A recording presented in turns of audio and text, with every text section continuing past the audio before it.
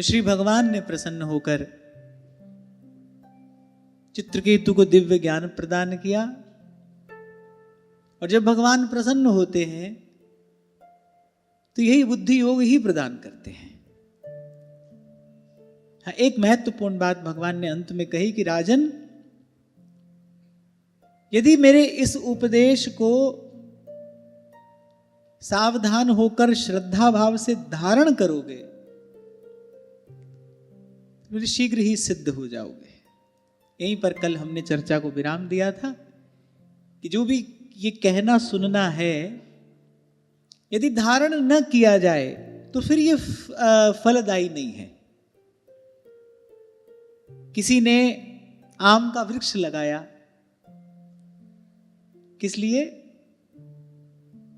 आम के फल की प्राप्ति के लिए। फल की प्राप्ति न हो तो फिर परिश्रम व्यर्थ है। तो ऐसे ही ये जो भी साधन हमारे द्वारा किया जा रहा है, इसका फल है अंतःकरण की शुद्धि, क्योंकि शुद्ध अंतःकरण से ही भगवत भजन हो सकता है। तो यदि वो प्राप्त ना हो तो फिर श्रम एव ही केवलम, फिर कहना सुनना, यहां आना फिर श्रम है।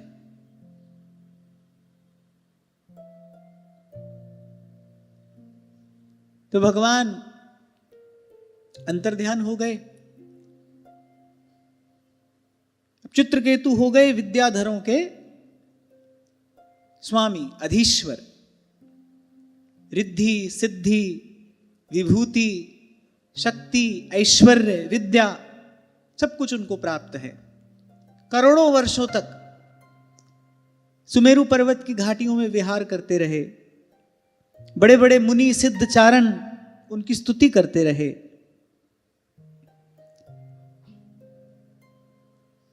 एक बार एक अद्भुत घटना घटी। भगवान के दिए हुए उस अद्भुत अलौकिक विमान पर सवार होकर कहीं जा रहे थे। मार्ग में कैलाश पड़ा। चित्रकेतु ने देखा कैलाशपति विराजमान है। बड़े ध्यान से सुनना, बड़ा अद्भुत प्रसंग है। बड़े बड़े मुनि, बड़े बड़े तत्ववेत्ता, बड़े बड़े ब्रह्मज्ञानी,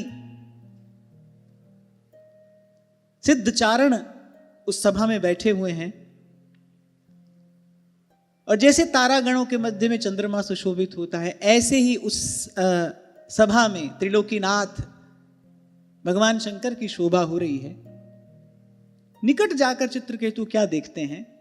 अब ब्रह्मज्ञानियों की सभा में भगवान बैठे हैं, तो निश्चित रूप से सत्संग ही हो रहा होगा, तत्व का विचार ही हो रहा होगा। बड़े बड़े सिद्ध चारण वहां पर बैठे हैं, बड़ा दिव्य दर्शन हो रहा है, ऐसी दिव्य सभा वहां लगी है। थोड़ा निकट जाकर चित्रकेतु क्या देखते हैं कि महादेव ने अपने अंक में, अपनी गोद में जगदम्बा को बैठाया है। अब चित्रकेतु ने न कुछ विचार किया और तत्काल क्या कहते हैं? एष लोक गुरु साक्षात् धर्मं वक्ता शरीरिणाम् आस्ते मुख्य सभायां वै मिथुनी भूय भार्या। बोले, अरे ये तो सारे जगत के शिक्षक हैं, ये तो तीनों लोगों के गुरु हैं। तुम त्रिभुवन गुरु, तीनों लोगों के गुरु हैं, सारे जगत के शिक्षक हैं, योगियों के ईश्वर हैं, आचार्य हैं, और समस्त प्राणियों में सबसे श्रेष्ठ हैं। और बोली, इनकी ये दशा है? क्या दशा है? बोले, बड़ी सभा में अपनी अर्धांगिनी को बोले इस प्रकार अपनी गोद में बैठाए बैठे हैं। अब जाने मति कैसी हो गई चित्रकेतु की। पर मैं एक बात आपको स्मरण कराता चलूं, मैं भी स्मरण करता रहता हूं, आप भी इसका ध्यान रखना। भगवान के भक्तों के जीवन में जो होता है वो भगवान की इच्छा से होता है। अपने भक्तों को लीला का उपकरण बनाकर भगवान कोई ना कोई सिद्धांत प्रतिष्ठित करते हैं, चाहे वो अर्जुन हो, गोपियां हो, या यहां चित्रकेतु हो। अब जाने चित्रकेतु को क्या हुआ, क्योंकि जो भगवान का विशुद्ध भक्त है, जैसे भक्तों के अनेक अनेक लक्षण कहे गए हैं, उन लक्षणों में भगवान शंकर के चरणों में निष्काम प्रीति, भगवान शंकर के चरणों में निर्मल उज्जवल श्रद्धा, ये भी भगवान के भक्त का सहज लक्षण है। प्रचेताओं को जब महादेव ने उपदेश किया, तब महादेव ने कहा भगवान के भक्त मुझे अत्यधिक प्यारे हैं और मैं भगवान के भक्तों को सहज रूप से ही प्राणों से अधिक प्रिय होता हूं। तब भी मैंने आपको निवेदन किया था, भगवान की भक्ति यदि है, हरि की भक्ति यदि है, तो फिर शिव के प्रति अनुराग, शिव के चरणों में श्रद्धा और विमल श्रद्धा, शिव के चरणों में निर्मल अनुराग, वो होगा ही होगा, क्योंकि ये भगवान की भक्ति का सहज फल है, प्रसाद है। और मैं कहूंगा भगवत भक्ति का लक्षण है। अगर ऐसा नहीं है तो कहीं ना कहीं भाव में अभाव है। तो जाने चित्रकेतु की मति को क्या हुआ। और फिर यहीं पर मौन नहीं रहे। जटाधरस तीव्र तपा ब्रह्मवादि सभापति अंकीकृत्य स्त्रियं चास्ते गतह्रीहि प्राकृतो यथा।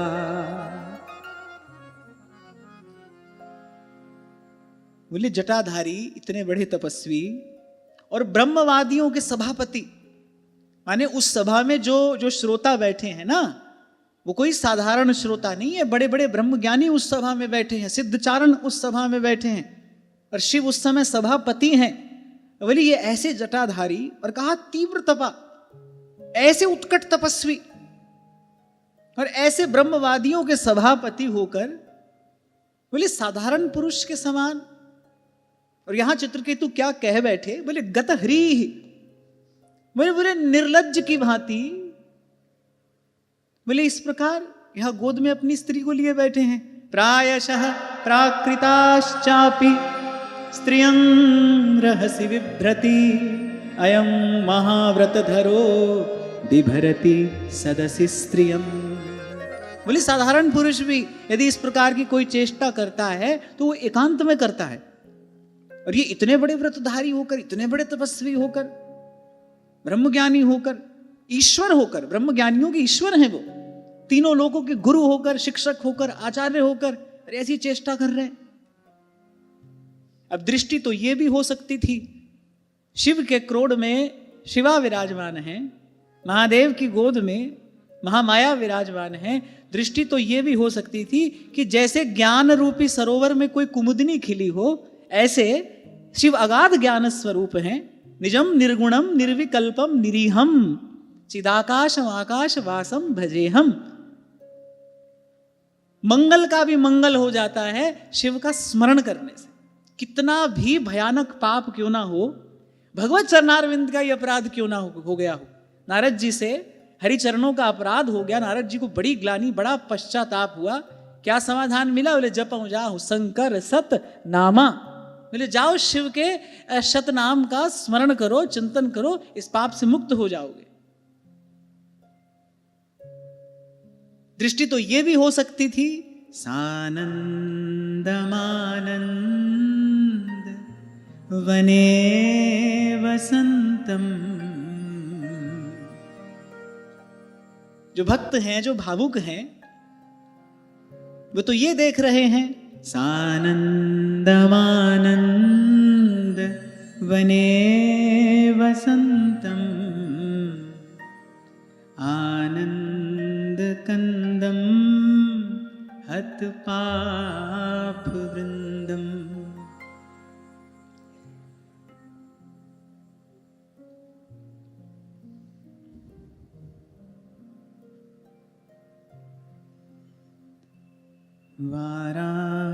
वाराणसीनाथ मनाथ नाथम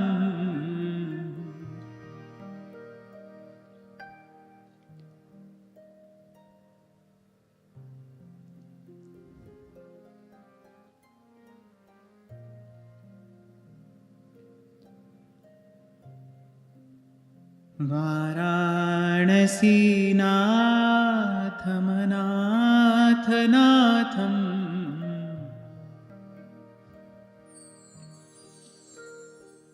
श्री विश्वनाथं शरणं प्रपद्ये। विश्वनाथं शरणं प्रपद्ये।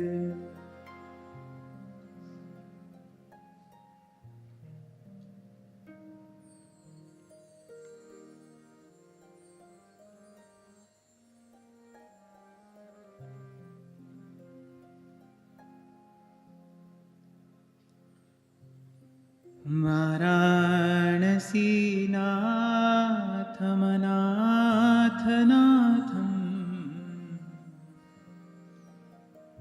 श्रीविश्वनाथं शरणं प्रपद्ये। श्रीविश्वनाथं शरणं प्रपद्ये।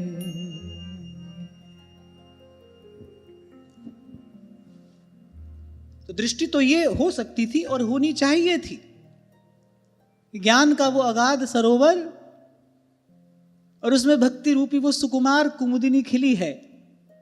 पर गोस्वामी जी मानस में एक बात कहते हैं, नाथ विषय सम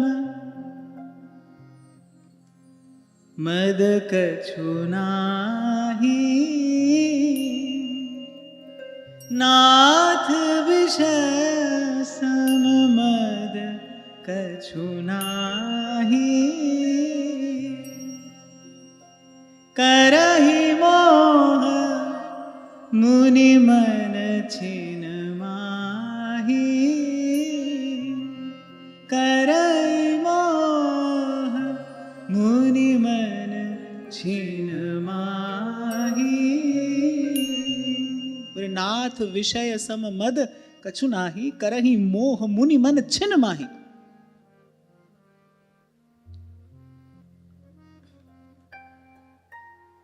इसीलिए संत कह रहे बलिहारी उस दुख पे, इसलिए माता कुंती कह रही है, बोले प्रभु आप हमें दुख ही देना, क्यों? सुख के माथे सिल पड़े। फिर प्रभु आपकी विस्मृति करा देता है। प्रण लिया है सुग्रीव ने, सुख संपत्ति परिवार बढ़ाई, सब परिहरि करी हूं सेवकाई। अच्छा जानते भी हैं फिर ये सब राम भगति में बाधक, कहीं संत तव पद आराधक, सब जानते हैं। अच्छा जब बाली का वध कर दिया भगवान ने, किष्किंधा का नरेश बना दिया, भगवान का काम भूल गए। आपको हमको सीखना चाहिए, समझना चाहिए, विचारना चाहिए। वो कौन है? सुग्रीव कौन है? भगवान के सखा हैं। भगवान ने उनको अपना सखा स्वीकार किया है, उनके मस्तक पर अपना वरद हस्त रखा है, उनके सब कार्य सिद्ध किए हैं, उनको स्वीकार किया है। भगवान ने सुग्रीव को स्वीकार किया है, सखा स्वीकार किया है, भरत जी के समान उनको प्रिय बताया है, उनके सिर पर अपना वरद हस्त रखा है। भगवान के हो गए हैं वो एक प्रकार से। फिर भी जब सुख संपत्ति परिवार बढ़ाई मिली, भूल गए, भगवान का कार्य भूल गए। तो भाई हम भी जो भगवान का कार्य है, जो करने के लिए यहाँ आए हैं, ये सब बहुत मिला तो वो भगवत कार्य की विस्मृति हो ही जाएगी, इसमें कोई संशय नहीं करना चाहिए। मैं हूं, आप हूं या कोई सिद्ध हो, करोड़ों वर्षों तक चित्रकेतु विहार करते रहे, अब सुख संपत्ति परिवार बढ़ाई सब कुछ है चित्रकेतु के पास, भक्ति भी है। सुग्रीव भी शरणागत हैं, भक्त हैं, ऐसे ही चित्रकेतु भी भगवान के शरणागत है, भगवान से प्रसाद मिला है। पर कहीं ना कहीं भाई ये जो अत्यधिक सुख है, ये जो विषय विलास है, कहीं ना कहीं ये अपना प्रभाव दिखाए बिना रहता नहीं। कहीं ना कहीं इसका प्रभाव पड़ता है, अवश्य पड़ता है। अच्छा सुख भी हो, संपत्ति भी हो, परिवार भी अनुकूल हो, तो व्यक्ति में बड़ाई आई जाती है। इनमें से एक भी हो तो अहंकार आ जाता है, और सब हो फिर तो अहंकार आए बिना रहता नहीं। और कल ही मैं आपसे कह रहा था, सुख होगा तो प्रमाद बढ़ेगा, संपत्ति अधिक होगी तो उन्माद बढ़ेगा। परिवार बहुत बड़ा हुआ, संपर्क बहुत बड़ा हुआ, तो शोक विषाद जीवन में बढ़ेगा। और बड़ाई आ गई फिर तो सब बर्बाद है ही, फिर तो कुछ रहता नहीं। तो यहां ये बात समझने की है, चित्रकेतु जैसे परम भागवत वो भगवान शंकर के स्वरूप को नहीं समझ सके। अच्छा, न समझे, चलो ये बात भी समझ में आती है, पर सभा के बीच में क्या क्या बोल रहे हैं। कौन है शिव, भूल गए। निजम निर्गुणम निर्विकल्पम निरीहम चिदाकाशमाकाश वासम भजे हम। कौन है? निराकारम ओंकार मूलम तुरीयम गिरा ज्ञान गोतीतमीशम गिरीशम। कलातीत कल्याण कल्पांतकारी सदा सज्जन आनंद दाता पुरारी चिदानंद संदोह मोहापहारी। ऐसे शिव, और उनके स्वरूप को भूल गए, उनके स्वरूप की विस्मृति हो गई। ये जो भूल हुई इसका कारण क्या है?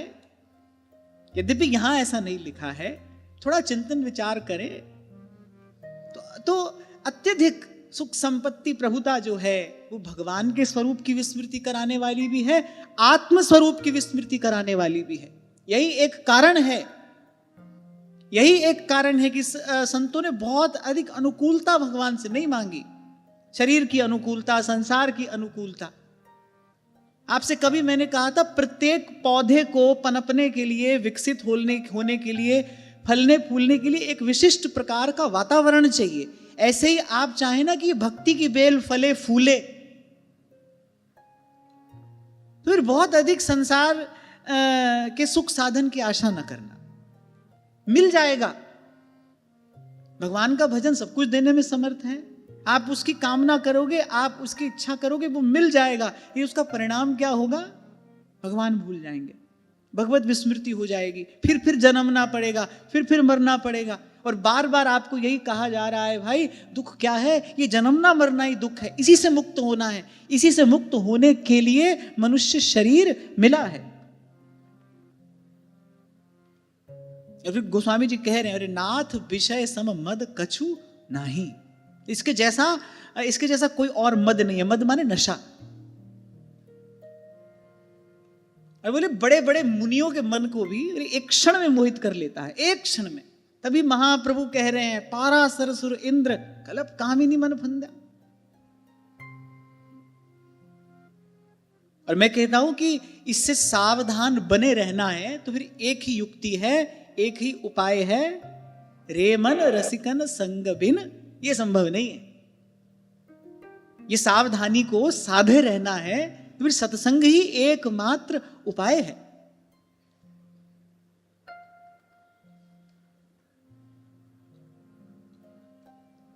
तो सुखदेव जी महाराज सुना रहे हैं, बोले परीक्षित, भगवान पी तच्छ्रुत्वा प्रहस्यागाधधीर नृप तूष्णीं बभूव सदसि सभ्याश्च तदनुव्रताः। बोले शिव तो शिव हैं। अच्छा, जब दक्ष प्रजापति क्रोधित हो गए थे ना, दक्ष प्रजापति क्यों क्रोधित हुए थे? शिव से रुष्ट होने का क्या कारण था? प्रणाम नहीं किया। देखकर प्रणाम ना करना, यह तो अशिष्ट व्यवहार है। पर शिव तो शिव हैं, तो अपने स्वरूप में स्थित रहते हैं ना। प्रणाम क्यों नहीं किया? सबको आत्मस्वरूप जानते हैं, आत्मस्वरूप देखते हैं, अपने आप को थोड़ी प्रणाम किया जाता है। प्रणाम किसको किया जाता है? जो बड़ा हो, अपने से बड़ा है, अपने से श्रेष्ठ है। और ये बड़ा है, ये छोटा है, इसके मूल में क्या है? इसके मूल में साधारण बुद्धि है, भेद बुद्धि है। अगर तत्व की दृष्टि से विचार करो तो यही सही है। पर शिव तो इन सब से पार है ना। निजम निर्गुणम निर्विकल्पम निरीहम चिदाकाशम आकाशवासम भजेहम। शिव तो वो है अपने स्वरूप में सदा स्थित, ना कोई उनका अपना है, ना कोई उनका पराया है, ना कोई छोटा है, ना बड़ा है। स्वयं को थोड़ी प्रणाम किया जाता है, वो तो अपने स्वरूप में स्थित थे, अपने सहज स्वरूप में स्थित, अपने निजानंद में मग्न। उनको इस बात का विचार ही नहीं है भाई ये बड़ा आया है इसको प्रणाम करना है, छोटा आया है इसको दुलारना, ये सब व्यवहार ही तो है। अगर विचार करो तो ये सब व्यवहार ही तो है ना, पर वो तो इससे परे है ना, निर्गुणम तो इससे परे हैं, इस बात का उनको विचार ही नहीं है, वो तो व्यवहार में है ही नहीं। तभी जब दूसरी बार भगवान ने कहा ना आप फिर विवाह करिए, शिव ने कहा प्रभु आप हमको जानते हैं, विवाह करते हैं तो फिर व्यवहार करना पड़ता है, व्यवहार हमसे हो नहीं पाता, व्यवहार कुशल हम है नहीं, बोले इसलिए पहला विवाह भी हमारा सफल नहीं हुआ, तो आप दूसरा क्यों कराना चाहते हैं। अच्छा जो पुनः विवाह किया केवल भगवद आज्ञा शिरोधार्य की, शिव तो शिव हैं, चित्रकेतु को यही विस्मृति हो गई, ये कौन है तो शिव है, ये जो हो रहा है शिव ने जो किया ये तो भगवत इच्छा थी, भगवत आज्ञा शिरोधार्य की। तो खैर क्यों रुष्ट हुए कि क्योंकि प्रणाम नहीं किया, इसीलिए रुष्ट हुए थे ना भाई, इन्होंने हमको प्रणाम नहीं किया। पर प्रणाम क्यों नहीं किया, इसलिए नहीं कि ये हमारे ससुर होते हुए भी छोटे हैं, हम शिव हैं, हम बड़े हैं, इसलिए प्रणाम नहीं किया। उनको सुध ही नहीं थी, अपने भाव में मग्न थे, अपने स्वरूप में स्थित, नहीं किया प्रणाम। भगवान वेद व्यास सुखदेव जी महाराज को पुकारते रह गए, पीछे मुड़कर ही नहीं देखा, चले ही दिए। बोले कौन पिता किसका पुत्र, बोले जो विकारी हो उसका संस्कार किया जाता है ना। भगवान वेद व्यास ने कहा अरे तुम्हारे संस्कार तो होने चाहिए। सुखदेव जी महाराज ने कहा किसका संस्कार, आत्मा का कोई संस्कार नहीं होता। चिदानंद रूप शिवोहम शिवोहम, और हमारा क्या संस्कार, विकार हो तो संस्कार किया जाए ना। संस्कार माने शोधन, परिष्कार, संस्कार से शुद्धि होती है, पर जिसमें अशुद्धि हो उसी को तो शुद्धि की आवश्यकता है। पहले मैं मनोबुद्धि अहंकार चित्तानि न हम न च श्रोत्र जिह्वे न च घ्राण नेत्रे न भूमिर्न व्योमस् न तेजो न वायु चिदानंद रूप शिवोहम शिवोहम। हमारा कैसा संस्कार, कौन पिता किसका पुत्र, चले गए, पीछे मुड़कर भी नहीं देखा। अब उनको पिता के अपमान का अपराध थोड़ी लगेगा। ये सब किसके लिए, ये सब व्यवस्था तो साधारण आपके हमारे जैसे मनुष्यों के लिए है ना, जो तत्वज्ञ महापुरुष हैं, जो ब्रह्मज्ञानी हैं, जो निर्गुण को जानकर निर्गुण हो गए हैं, जो प्रभु को जानकर तद्वत हो गए हैं। गोस्वामी जी कह रहे हैं ना, सोई जाने जही देहु जनाई और जानत तुम्हें होई जाए। अनादिकाल से श्रुतियां यही उद्गान कर रही हैं, सयो हवै तत्परमं ब्रह्मवेद ब्रह्मैव भवति तरति शोकम तरति पापमानम गुहा ग्रंथिभ्यो विमुक्तो अमृतो भवति।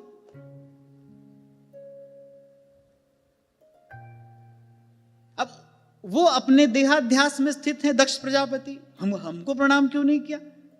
अच्छा बड़ाई के साथ यही झंझट है, 100 व्यक्ति प्रणाम करें, सबने प्रणाम किया सभा में उनको, वो प्रजापति हैं, बड़े श्रेष्ठ पद पर हैं, सबने उनको प्रणाम किया। वो जो सब बेचारे प्रणाम कर रहे हैं, दंडौत कर रहे हैं, उनको कोई आशीर्वाद नहीं है। एक इन्होंने प्रणाम नहीं किया, बड़े रुष्ट हो गए, क्या क्या कहने लगे, ऐसा बैर बांध लिया शिव से द्रोह कर बैठे। इसके मूल में क्या है, अपना अभिमान है, अपना अभिमान ही तो है, और क्या है। शिव से द्रोह कर लिया। इसलिए मैंने कहा बड़ाई आ जाए फिर तो सब बर्बाद हुआ समझो भाई, सब नष्ट हुआ समझो।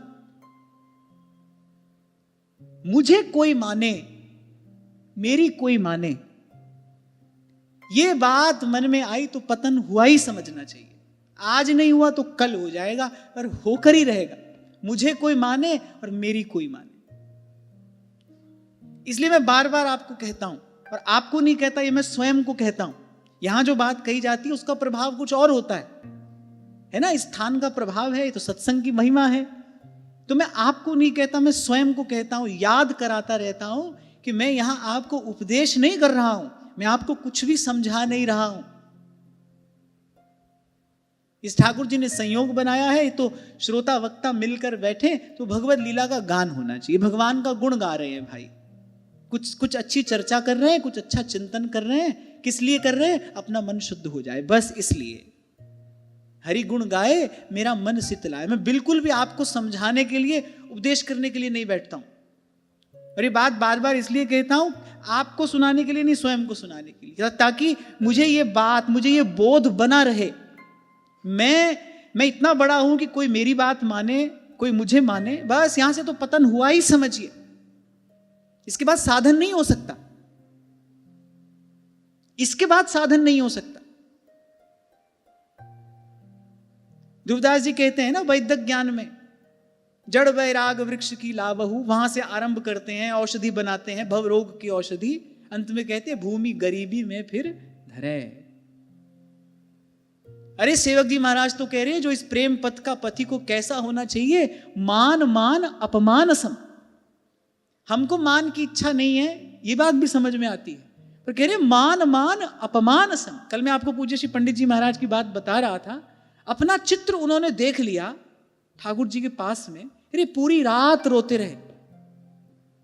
अच्छा, बाल कृष्ण उनके इष्ट हैं, खुद भी ऐसे ही थे बालकवत, पूरी रात भर रोते रहे पूज्य श्री पंडित जी महाराज। इसको कहते मान मान अपमान सम। जो पीड़ा हम जैसों को अपना अपमान होने पर होती है, वही पीड़ा पूज्य श्री पंडित जी महाराज को उनका ऐसा सम्मान होने पर हुई। हम तो भाई इन संतों का निर्मल पवित्र यश गाकर ही प्रसाद प्राप्त कर सकते हैं। यहां तक पहुंचना तो यह गुण साधन ते नहीं हुई। तो भाई प्रभु किसी को चुने, प्रभु किसी को इस योग्य बनाए तो कोई बने। और मुझे लगता है भाई जन्म जन्मांतर की साधना फलीभूत हो, संतों का, गुरुजनों का, महज्जनों का अनुग्रह हो, तब कहीं जीवन में ऐसे सद्गुण प्राप्त होते हैं। वरना मैंने कहा ना, जो चारों छोड़कर भगवान की सेवा हो सकती है, आप और मैं तो भाई उन्हीं चारों के पीछे पड़े हैं। सुख संपत्ति परिवार बढ़ाई, और सुग्रीव कहते हैं सब परिहरि करिहूं सेवका। किसी ने पूछा भाई क्यों छोड़ने की जरूरत क्या है? सुग्रीव जी से पूछा, तुम कह रहे हो ये सब छोड़कर आपकी सेवा करूं, इसमें परेशानी क्या है? ये सब राम भगति में बाधक, कहीं संत तब पद आराधक। ये सब राम भगति में बाधक। तो सुग्रीव जी कह रहे कौन कह रहा है? कहीं संत तब पद आराधक। बोले आपके चरणों के जो भक्त हैं, माने जो अनुभवी हैं, इस विषय के अनुभवी हैं, वही बात कह रहे हैं। तो हम तो उनकी बात सुनकर ही मान रहे हैं, हाँ भाई ये सब राम भगति में बाधक।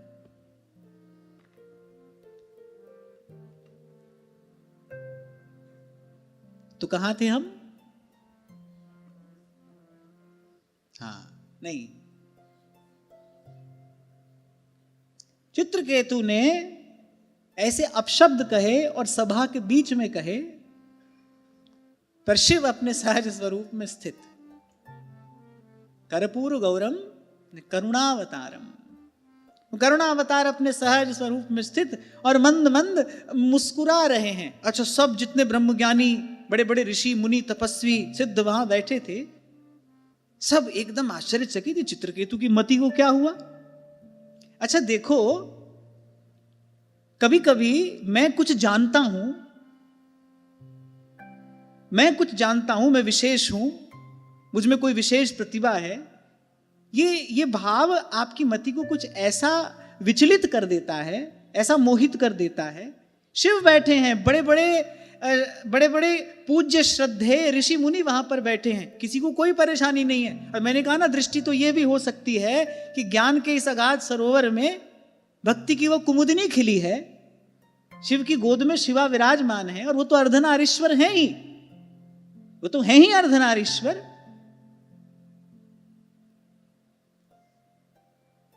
इसलिए भाई साधक को इस मान बढ़ाई से बचना चाहिए, नहीं तो किसी ना किसी की अवज्ञा, किसी ना किसी का अपराध हो जाएगा। और ध्रुवदास जी कहते हैं, भक्त द्रोह को जतन नहीं होत वज्र की लीक। इसलिए मैं बार बार आपको कहता हूं, हमको जो भजन साधन मिला हमको वो करना है, पर कभी भी किसी को कम नहीं समझना है। किसी भी उपासना पद्धति के विषय में हमारे मन में ये न्यूनता का भाव नहीं आना चाहिए। हम बड़े हैं और कोई व्यक्ति दूसरा साधारण है। बार बार स्मरण करते रहना है, अपने मन को कराते रहना है कि जो जहां जैसो भाव धर भजे है, तिनको तहां ठाकुर जी पूर्ण सुख देते। अरे घटबड़ को ना है, घटबड़ को ना है। हमको जो अपना कार्य मिला हम उसको ठीक से करें, सबका समान रूप से आदर करते हुए, सम्मान करते हुए, सबके प्रति हृदय में सत्कार की विनम्र भावना रखते हुए अपनो रस लिए रहे। मैं बड़ा हूं, मैं श्रेष्ठ हूं, मैं कुछ विशेष हूं, इसी कारण तो शिव का अपराध हो गया। यदि विनम्रता का भाव उस समय जागृत होता तो ऐसी बात कभी सोच ही नहीं सकते। कहना तो बहुत दूर की बात है, सोच ही नहीं सकते। अब भगवान की लीला है भाई। ऐसे ही श्री ठाकुर जी की लीला में कितने मंदमती अवज्ञा का, अवहेलना का भाव कर बैठते हैं। चाहे वो चीर हरण की लीला हो, चाहे वो रास लीला हो। अब कितने मंदमती ऐसे हैं जो भगवान के स्वरूप को नहीं जानते, जो तत्व से भगवान को नहीं जानते, उनकी लीला का रहस्य नहीं समझते, क्या क्या बकते डोलते हैं। क्या होता है इसका परिणाम? क्या होता है? जन्म जन्म तक जीव नरक का भागी होता है, भगवान से विमुख हो जाता है, बार बार संसार के थपेड़े खाता है।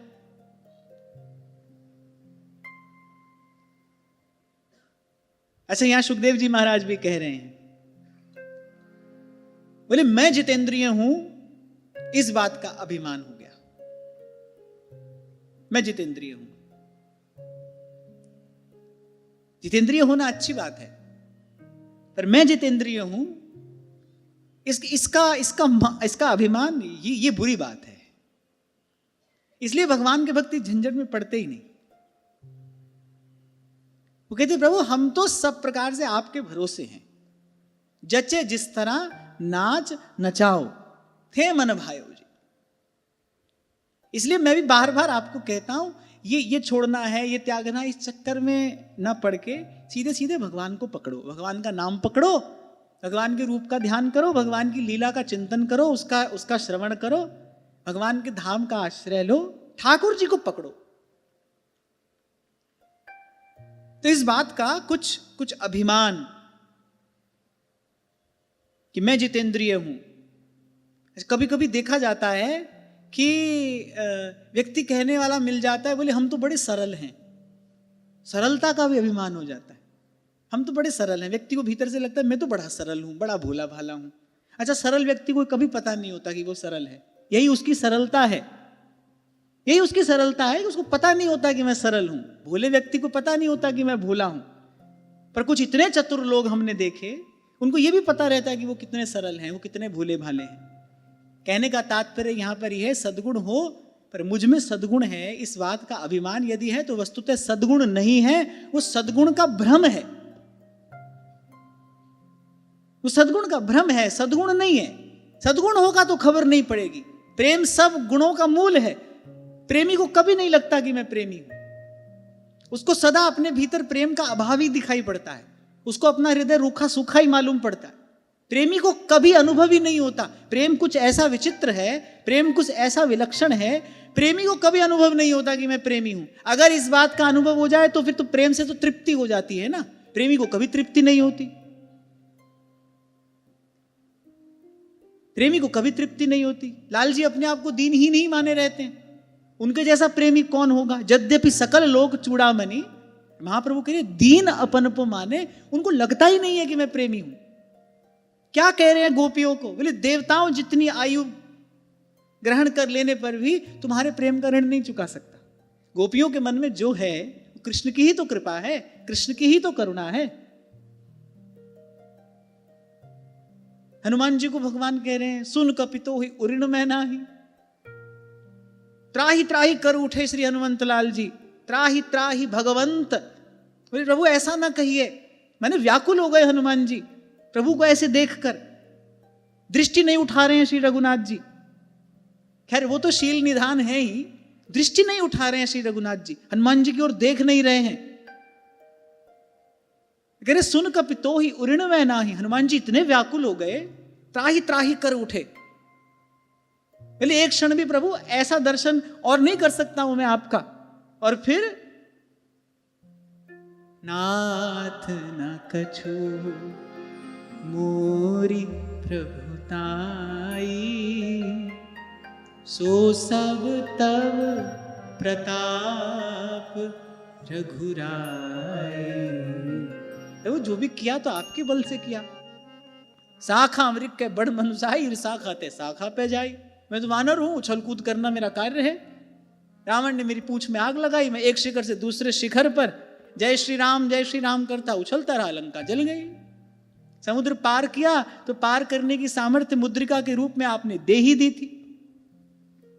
बड़ा मार्मिक वर्णन गोस्वामी जी करते हैं। अच्छा, जब सब लोग चले गए, अलग अलग कोने में वानरों के अलग अलग समूह श्री सुग्रीव जी ने भेजे, पूर्व पश्चिम उत्तर दक्षिण, दक्षिण दिशा में श्री हनुमान जी, अंगद जी, नल नील और जांबवान जी, और इनके पीछे वानरों का समूह था। अच्छा, सब लोग निकल गए, हनुमान जी सबसे पीछे थे। हनुमान जी को लोभ रहता है जितना अधिक प्रभु का दर्शन कर सके कर ले, करते रहें। अब मान लो आप सब लोग यहां बैठे हो, इस द्वार से निकल के जाना है तो आगे वाले को सबसे पहले जाना पड़ेगा ना। आपको इस द्वार से निकलना है, हम कहीं भाई चलो निकलना शुरू करो, कौन निकलेगा? सबसे आगे जो बैठा है सबसे पहले निकलेगा ना। इसलिए हनुमान जी सबसे पीछे रहते हैं, सबसे पीछे, मतलब ज्यादा देर तक प्रभु का दर्शन होता रहेगा। अच्छा, सब लोग चले गए, पीछे केवल हनुमान जी। श्री रघुनाथ जी ने हनुमान जी को बुलाया। गोस्वामी जी वर्णन करते हैं, हनुमान जी ने श्री चरणों में प्रणाम किया। श्री रघुनाथ जी ने अपना वरद हस्त हनुमान जी के मस्तक पर रखा, मुद्रिका दी। श्री जानकी जी को क्या कहना है ये भी कहा। आनंद रामायण में बड़ा सुंदर वर्णन मिलता है, श्री जानकी जी को क्या कहना है ये भी कहा। सीधे सीधे बता दिया ना, ये कार्य तुम ही करने वाले हो। सुग्रीव अपना कार्य कर रहे हैं, चारों दिशाओं में वानर भेजे। अच्छा, इनको क्या पता नहीं था ये कार्य कौन करेगा? मुद्रिका हनुमान जी को दे रहे हैं, किसी को नहीं दी। जानकी जी को क्या कहना है संदेशा भी दे रहे हैं। तत्व प्रेम कर मम अरु तोरा, जानत प्रिया एक मन मोरा, सो मन सदा रहत तो ही पाही, जहानी प्रीति रस इतने हूं माही। संदेशा भी दे रहे हैं। तभी हनुमान जी ने कहा, बोले प्रभु सामर्थ्य आपने मुझे दी थी, मैंने तो केवल समुद्र के किनारे पहुंचकर प्रभु मुद्रिका मेली मुख माही, और उस मुद्रिका पर क्या लिखा है? राम। और उस राम नाम की महिमा क्या है? गोस्वामी जी कह रहे, नाम ले तो भव सिंधु सुखाही। बोले भव सिंधु सूख जाता है वो नाम लेते ही, और मैं वो 100 योजन का समुद्र पार कर गया, कौन बड़ी बात है? हनुमान जी कह रहे सारा संसार बड़ा आश्चर्य कर रहा है, एक छलांग में समुद्र पार कर गए, हमको तो कोई आश्चर्य नहीं हो रहा है। राम नाम की महिमा देखो तो इसमें कोई आश्चर्य नहीं है।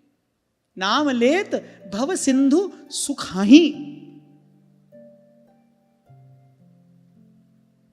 तो खैर हम ये बात कर रहे थे, ऐसा प्रभु का स्वभाव है, ऐसे रसिक शिरोमणि प्रभु हैं, सकल लोक चूड़ामणि, फिर दीन अपन को माने। तो पुनः प्रसंग में आप हम प्रवेश करें। कुछ इस बात का अभिमान सा हो गया, मैं जितेंद्रिय हूं, मैं विशिष्ट हूं, अलौकिक ऐश्वर्य से मैं संपन्न हूं। शिव को शिव नहीं समझा। और यहां से एक और बात सीख लेनी चाहिए, भूल किसी से भी हो सकती है भाई, प्रमाद किसी से भी हो सकता है, मति विचलित कभी भी कहीं भी किसी की भी हो सकती है। इसीलिए महाप्रभु कह रहे ना जानो छिन अंत। अब चित्रकेतु कोई साधारण नहीं है, नारद जी के शिष्य हैं, भगवान का दर्शन प्राप्त किया, भगवान ने ज्ञान प्रदान किया है, और करोड़ों वर्षों तक विहार करते रहे, करोड़ों वर्षों तक भगवान की लीला का गान करते रहे, श्रवण करते रहे, सब कुछ है। पर देखो एकाएक क्या घटना घट गई, अब पता नहीं कब कौन सी घड़ी क्या घटना घट जाए। इसलिए मैंने कहा क्यों हुआ, ऐसा क्यों हुआ, चित्रकेतु ने ऐसा क्यों किया। आपको अपने को तो केवल एक ही विचार अपने मन में रखना है, भाई भगवान की लीला है, वो भगवान के भक्त हैं, उनके द्वारा भगवान आपको हमको कुछ पाठ पढ़ाना चाह रहे होंगे। सबसे पहला पाठ तो यही, श्रेष्ठता हो, लेकिन श्रेष्ठता का अभिमान न हो। मैं श्रेष्ठ हूं इस बात का अभिमान ये तो व्यक्तित्व का, चरित्र का दूषण बन जाता है। शास्त्र में तो यहां तक लिखा है भाई कि आत्म प्रशंसा आत्महत्या के समान है। जो आत्मश्लाघा है ना, अपनी प्रशंसा, अपने मुख से अपनी प्रशंसा, माने वो केवल बुरी बात नहीं है, बोले वो आत्महत्या के समान है। उससे सदा ही दूर रहना चाहिए, क्योंकि भाई गुण सब तेरे। कुछ अगर अच्छा अपने जीवन में है भी तो भगवान की कृपा है, प्रभु की कृपा है, संतों गुरुजनों का आशीर्वाद है। तो शिव तो अपने स्वरूप में स्थित, वो तो ऐसी मंद मंद मुस्कुरा रहे हैं चित्रकेतु की सब बात सुनकर। ऐसा कौन कर सकता है जिसकी मति भगवान के चरणों में स्थिर हो। एक बात मैं और आपको निवेदन करना चाहता हूं, शिव जब जब क्रोध करते हैं, उनका क्रोध, उनका रोष केवल भगवत लीला की सिद्धि के लिए होता है, बस। नहीं तो उनके जैसा परम शांत और कोई नहीं है। प्राय करके शिव के विषय में यही धारणा है ना, सृष्टि का संहार करने वाले हैं। पर यदि भाव से कोई उनके निकट जाकर देखे, उनके जैसा शांत कोई नहीं है, उनके जैसा निर्वैर कोई नहीं है। एक बार ठाकुर जी ने उनसे कहा, बोले तुम राक्षसों को, दैत्यों को, दानवों को सब वरदान दे देते हो, देवताओं के लिए बड़ा झंझट पड़ जाता है। महादेव ने कहा, भाई हमारा द्वार सबके लिए खुला है, कभी भी आ जाए, कोई भी आ जाए। शिव के मंदिर में आप आधी रात को जाकर अभिषेक कर दो, वहां तो शयन मंगला है नहीं, जब चले जाओ उनका द्वार सबके लिए खुला है। आप चले जाओ, हम चले जाएं, देवता चले जाएं, राक्षस चले जाएं। अब भगवान ने कहा थोड़ा आप विचार कर लिया करो। उन्होंने कहा प्रभु ये हम नहीं कर पाएंगे। वो निर्वैर हैं, निष्प्रिय है, निर्वैर। इसीलिए मैं कहा करता हूं उनके जैसा कोई त्यागी नहीं है, उनके जैसा कोई बैरागी नहीं है, उनके जैसा कोई अनुरागी नहीं है। उनके जैसे तो वही हैं, वही। और उनका यही स्वरूप उनको परम मंगलकारी, परम कल्याणकारी बनाता है। इसीलिए वो शिव हैं। हत पाप वृंदम, जन्म जन्म की अघराशि अपने स्मरण मात्र से नष्ट करने वाले हैं। तो शिव तो ऐसे मुस्कुराते रहे, और जगदम्बा को क्रोध आ गया। वो तो क्या है ना, आदिशक्ति, महामाया, तो प्रकृति स्वरूपा है, उनको क्रोध आ गया। वो बोली, अयम किम अधुना लोके शास्ता दंडधरः प्रभु अस्मद्विधानां दुष्टानां निर्लज्जानां च विप्रकृत। पार्वती जी ने कहा, अच्छा हम जैसे दुष्टों और निर्लज्जों का शासन करने वाला, हमको शिक्षा देने वाला, हमारा ताड़न करने वाला, ये नया प्रभु संसार में यही है। माता ने क्रोध में भरकर कहा, बोले अच्छा चलो हम तो दुष्ट हैं, निर्लज्ज हैं, हम तो आचरणहीन हैं, हम तो असभ्य हैं। बोले अगर हमारा शासन करने वाला ये कोई नया प्रभु प्रकट हुआ है, और ये नया प्रभु यही है जिसको मैं अपनी दृष्टि के सामने देख रही हूं। माता को क्रोध आया। यहां एक बात समझने की है, भगवान का अपराध हो जाए ना, अच्छा प्रभु दंड नहीं देते, ये कार्य प्रकृति का है। इसलिए मैं बार बार आपको कहता हूं कि अपराध रहित सेवा हो। प्रभु कुछ नहीं कहेंगे, वो कुछ नहीं कहेंगे, क्योंकि उन तक तो प्रेम के अतिरिक्त कुछ पहुंचता ही नहीं। लेकिन जो प्रकृति उनकी सेविका है और उनकी सेवा में सदा तत्पर, वो शासन करती है। शिव प्रसन्न रहे, मुस्कुराते रहे, पर माता मौन नहीं रही। न वेद धर्मं किल पद्मयोनिर न ब्रह्मपुत्रा भृगुनारदाद्या न वै कुमारः कपिलो मनुश्च येनो निषेधन्त्यतिवर्तिनं हरम। माता कहने लगी, ऐसा लगता है ब्रह्मा जी, भृगु, नारद, सनकादि, कपिल, मनु, बोले ये बेचारे तो धर्म का रहस्य जानते ही नहीं। एक यही ज्ञानी है, बोले संसार में केवल एक यही ज्ञानी रह गया है। बोले ये जो बेचारे ब्रह्मा जी हैं, नारद जी हैं, सनकादिक हैं, कपिल हैं, ये तो बेचारे धर्म का रहस्य जानते नहीं। बोले अगर धर्म का रहस्य जानते तो क्यों अब शिव को अपना इष्ट मानते? शिव तो सबके आराध्य हैं। आगे कहा एषामनुध्येय पदाब्ज युग्मं जगद्गुरुं मंगलमंगलं स्वयं यः क्षत्रबन्धुः परिभूय सूरीन् प्रशास्ति दृष्टस्तदयं हि दण्ड्यः। बोले ब्रह्मा आदि तो भगवान का रहस्य जानते नहीं, ना वो धर्म का रहस्य जानते। अगर जानते तो बोले शिव को ऐसा कार्य करने से तत्काल रोक देते। उन्होंने तो आज तक रोका नहीं, बल्कि जब जब इस सभा में वो उपस्थित हुए, बोले समय समय पर वो भी इस सभा में उपस्थित होते रहते हैं।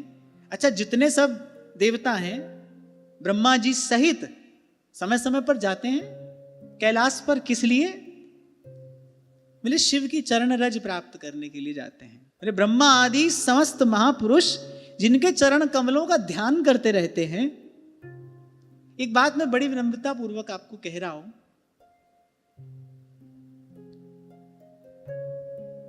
ये एक साधक का निवेदन है। आध्यात्म जगत की जो बाधा है वो शिव की ही कृपा से नष्ट होती है। इसीलिए भगवान ने अपने श्रीमुख से कहा है, शंकर भजन बिना नर भगति न पावै मूर। शुभ अशुभ दोनों प्रकार के विघ्न उपस्थित होते हैं जब कोई भजन करने लगता है, और वो शुभ अशुभ दोनों ही प्रकार के विघ्न जो हैं शिव की कृपा से नष्ट होते हैं। अब हम क्या करें? ऐसे में हमको क्या करना चाहिए? शिव का पूजन, केवल शिव का स्मरण, मन ही मन महादेव की कृपा मनाते रहना चाहिए, शिव की कृपा मनाते रहना चाहिए। हजारों साधकों का अनुभव हमको आज तक प्राप्त हुआ, अद्यावधि हो ही रहा है। कितने लोग यही कहते हमको मिले, शिव की पूजा करते थे, जन्म से ओम नमः शिवाय करते थे, शंकर जी को जल चढ़ाते थे, शंकर जी की सेवा करते थे। बोले पता नहीं कैसे प्रिया प्रीतम अच्छे लगने लग गए, पता नहीं कैसे वृंदावन अच्छा लगने लग गया, पता नहीं कैसे राधा वल्लभ लाल के चरणों तक पहुंच गए, पता नहीं कैसे। नहीं भाई, ये उनकी कृपा है। उनकी कोई निष्काम भाव से किंचित भी सेवा पूजा अर्चना करे तो यही प्रसाद शिव प्रदान करते हैं, यही उनकी महत्ता है। और फिर एषामनुध्येय पदाब्ज युग्मं, बोले ब्रह्मा आदि समस्त महापुरुष जिनके चरण कमलों का ध्यान करते रहते हैं, क्योंकि उनके चरण कमलों का जो ध्यान है, बोले वो भजन के मार्ग की बाधाओं को, विघ्नों को दूर करने वाला है, हरने वाला है। बोले उन्हीं मंगलों को मंगल बनाने वाले साक्षात जगतगुरु भगवान का और उनके अनुयायी महात्माओं का, बोले इस अधम क्षत्रिय ने तिरस्कार किया है। माता तो आ गई क्रोध में। कौन है वो? आदि शक्ति जही जग उपजाया, तो आ गई क्रोध में। बोले इनका शासन करने की चेष्टा की है। बोले ये सर्वथा ढीठ है और दंड का पात्र है। अब यहां इस स्थिति का आप दर्शन करो, महादेव को तनिक भी प्रभाव नहीं पड़ा, वो तो बैठे देख ही रहे हैं, दृष्टा बने राम जरो के बैठ के सबका मुजरा लेते। माता सती को भी एक बार समझा दिया, बोले देखो ऐसा मत करो, ऐसा करना ठीक नहीं। नहीं मानी, अश्वत्थ वृक्ष के नीचे जाकर बैठ गए। बोले हम यहाँ कुछ देर नाम जप कर रहे हैं, तुम्हारा काम जब हो जाए वापस आ जाना। अच्छा, वापस आ गई। शिव ने ये तो कह दिया कि मन ही मन, भाई अब इनको पुनः वामांग में तो नहीं बिठाया जा सकता, इन्होंने माता का रूप धारण कर लिया है। समाधि में बैठ गए। समाधि पूर्ण हुई तो समाधि पूर्ण होते ही राम नाम शिव सुमिरन लागे और जाने सती जगतपति जागे। फिर उठते ही अपने अपने भजन में लग गए। अब आप ध्यान से देखिए कैसे है वो, केवल दृष्टा है, केवल देख रहे हैं और जानते हैं, इस बात का विश्वास है भाई होई ही जो राम रचि राखा, और भगवान जो करते हैं अच्छा ही करते हैं। बोले भाई बढ़िया ही हो रहा है, जो हो रहा है बढ़िया ही हो रहा है। ये जो यत्र तत्र अपने चारों तरफ घटता है ना, घट रहा है, इसमें दोष देखना, इसमें किंतु परंतु करना, ध्यान रखना, ये आपके मन को सदा ही अशांत बनाए रखेगा, क्योंकि कुछ ना कुछ होता रहेगा। आपको पहले भी एक उदाहरण मैंने दिया था कि समुद्र के किनारे बैठने वाला कभी ये आशा नहीं कर सकता कि लहरें शांत हो जाएं।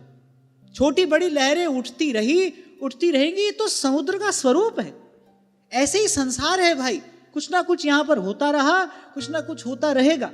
हमको भी पहले झंझट होता था, बड़ी भीड़ है, बड़ी अशांति है, कहां जाएं, क्या करें।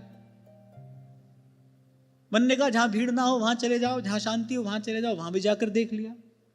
फिर ये बात समझ में आई, भाई शांति तो जब होगी भीतर ही होगी। एकांत का अनुभव जब हो जाता है, फिर क्या मेला और क्या अकेला।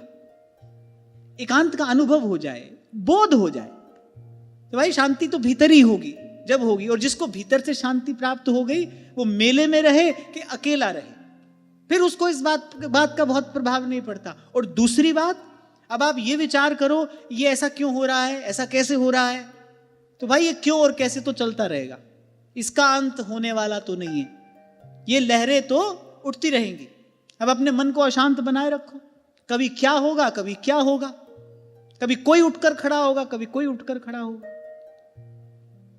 इसलिए बहुत बार साधक लोग प्रश्न करते हैं ना, घर में ऐसी स्थिति है, ऐसी स्थिति है। अरे भाई, ऐसी वैसी स्थिति सबके जीवन में है, कभी कम है, कभी अधिक है, और ये स्थिति बनी रहेगी।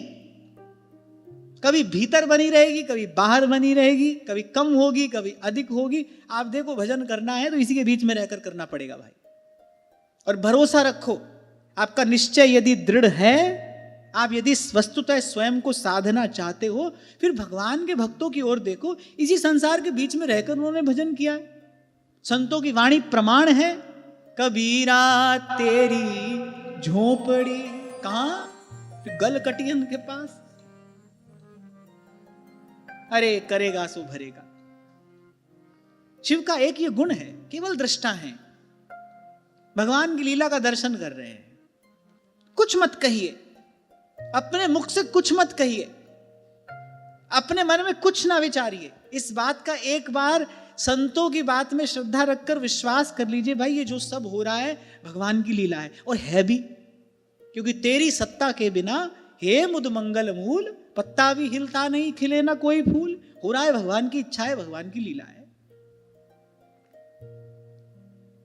अब गत वर्ष की बात है, ये कार्तिक के ये जो 10-12 दिन होते हैं, बड़ी भारी भीड़ रहती है। कल से देखो कितनी भीड़ है। तो पिछली बार हमको लगता था क्या करें, कैसे करें, यहां घूमे वहां घूमे।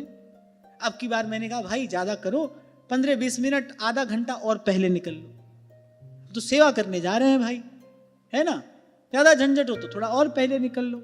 ये मत कहो कि क्यों हो रहा है, ऐसा नहीं होना चाहिए, वैसा होना चाहिए। नहीं है भाई, जो हो रहा है ठाकुर जी की इच्छा से हो रहा है। जिनको वृंदा विपिन है, उनके घर में ये सब हो रहा है भाई, उनकी इच्छा से हो रहा है।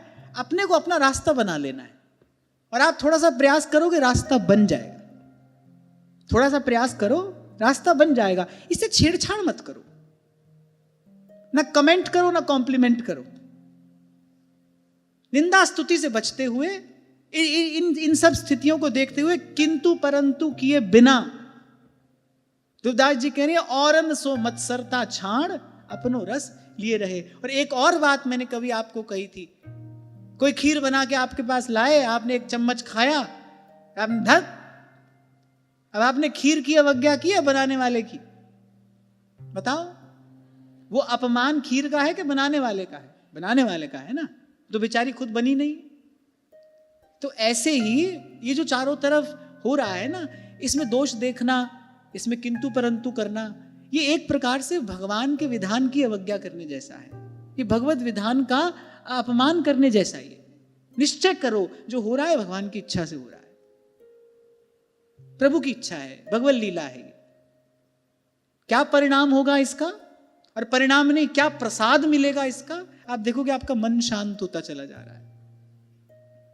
आप मेले में अकेले हो, मेले में अकेले।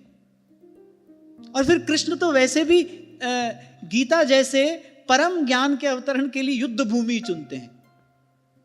घर से ही समझा के आ जाते सब बात। अर्जुन तो सदा संगई थे, घर ही में समझा देते। पर गीता के ज्ञान के लिए भगवान ने कौन सी भूमि चुनी? कुरुक्षेत्र, युद्ध भूमि, दोनों ओर सेनाएं खड़ी हैं, वो भूमि भगवान चुनते हैं ये बताने के लिए कि भाई परम ज्ञान अगर कभी अवतरित हुआ तो इसी युद्ध क्षेत्र के मध्य में होगा। संसार युद्ध क्षेत्र ही तो है, वो जो ज्ञान अवतरित हुआ इसी युद्ध क्षेत्र में होगा। उसके लिए होना क्या पड़ेगा? उसके लिए करना क्या पड़ेगा? भगवान के शरण होना पड़ेगा। श्री जी तमरी शरण वल्लभ तमरी शरण, श्री जी तमरी शरण वल्लभ तमरी शरण, श्री जी तमरी शरण वल्लभ तमरी शरण, श्री जी तमरी शरण वल्लभ तमरी शरण, गिरिराज धरण श्री जी तमरी शरण, गिरिराज धरण श्री जी तमरी शरण, श्री गिरिराज धरण श्री जी तमरी शरण, गिरिराज धरण श्री जी तमरी शरण, श्री जी तमरी शरण वल्लभ तमरी शरण, श्री जी तमरी शरण वल्लभ तमरी शरण, श्री जी तमरी शरण वल्लभ तमरी शरण, श्री जी तमरी शरण वल्लभ तमरी शरण, गिरिराज धरण श्री जी तमरी शरण, गिरिराज धरण श्री जी तमरी शरण, गिरिराज धरण श्री जी तमरी शरण, गिरिराज धरण श्री जी तमरी शरण, मनमोहना मुरलीधरा नंदनंदना राधा माधवा, हे मनमोहना मुरलीधरा नंदनंदना राधा माधवा, हे मनमोहना मुरलीधरा नंदनंदना राधा माधवा, हे मनमोहना मुरलीधरा नंदनंदना राधा माधवा, मनमोहना मुरलीधरा मनमोहना मुरलीधरा नंदनंदना राधा माधवा, नंदनंदना राधा माधवा, हे मनमोहना मुरलीधरा मनमोहना मुरलीधरा नंदनंदना राधा माधवा, नंदनंदना राधा माधवा, हे मनमोहना मुरलीधरा नंदनंदना राधा माधवा, हे मनमोहना मुरलीधरा नंदनंदना राधा माधवा, हे मनमोहना मुरलीधरा नंदनंदना राधा माधवा, मनमोहना मुरलीधरा मनमोहना मुरलीधरा नंदनंदना हे राधा माधवा, नंदनंदना राधा माधवा, हे मनमोहना हे मुरलीधरा मनमोहना मुरलीधरा, हे नंदनंदना हे राधा माधवा, नंदनंदना राधा माधवा, हे मनमोहना मुरलीधरा नंदनंदना राधा माधवा, हे मनमोहना मुरलीधरा नंदनंदना राधा माधवा, हे मनमोहना मुरलीधरा नंदनंदना राधा माधवा। हे मनमोहना मुरलीधरा नंदनंदना राधा माधवा।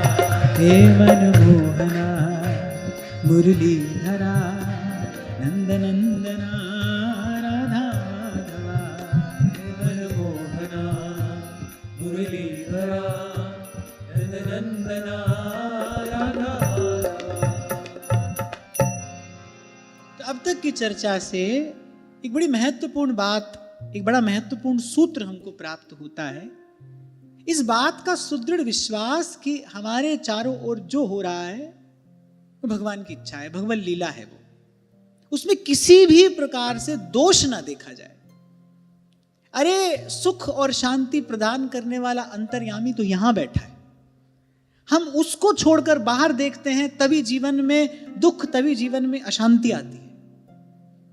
वो तो हृदय कमल पर विराजमान है। उन प्रभु को छोड़कर, उन प्रभु से विमुख होकर, उन प्रभु को पीठ दिखाकर ये जो चारों ओर हो रहा है हम इसको देखते हैं, फिर इसका विचार करते हैं, फिर इसमें गुण दोष दिखाई पड़ता है। इसी कारण मन में अशांति है। और कभी आपसे मैंने कहा था, किसी को दास्य भाव से भजन करना हो, सख्य वात्सल्य से या माधुर्य से, पर उसको बैठना तो भाई शांत भाव के आसन पर पड़ेगा। पहले तो मन शांत होना चाहिए ना, तभी भजन हो पाएगा, तभी चिंतन हो पाएगा। अपने और अपने इष्ट आराध्य के स्वरूप का विचार करने के लिए शांत मन चाहिए। और फिर दूसरी बात कि भाई ये लहरें तो यहां सदा से उठती रही हैं, उठती रहेंगी, ये कभी शांत नहीं होंगी। और ये जो अभी आपको मैंने निवेदन किया, ये बस गुरु कृपा से साधक जीवन का एक छोटा सा अनुभव आपको निवेदन किया। किसी भी प्रकार से समाधान नहीं हुआ, इस प्रकार से समाधान होता दिखाई पड़ रहा है।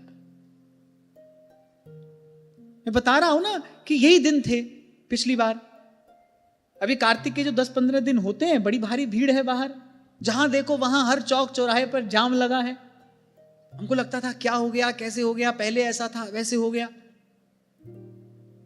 अब की बार मैंने सोचा भाई ज्यादा होगा 15-20 मिनट पहले निकल जाएंगे, गाड़ी नहीं जाएगी स्कूटर में बैठ जाएंगे, वो भी नहीं जाएगा तो पैदल चले जाएंगे, कुछ भी करेंगे, लेकिन इसमें दोष नहीं देखना है। इसमें दोष दर्शन करने से कुछ नहीं होता, केवल अपने चित्त की शांति भंग होती है। इसमें दोष नहीं देखना है।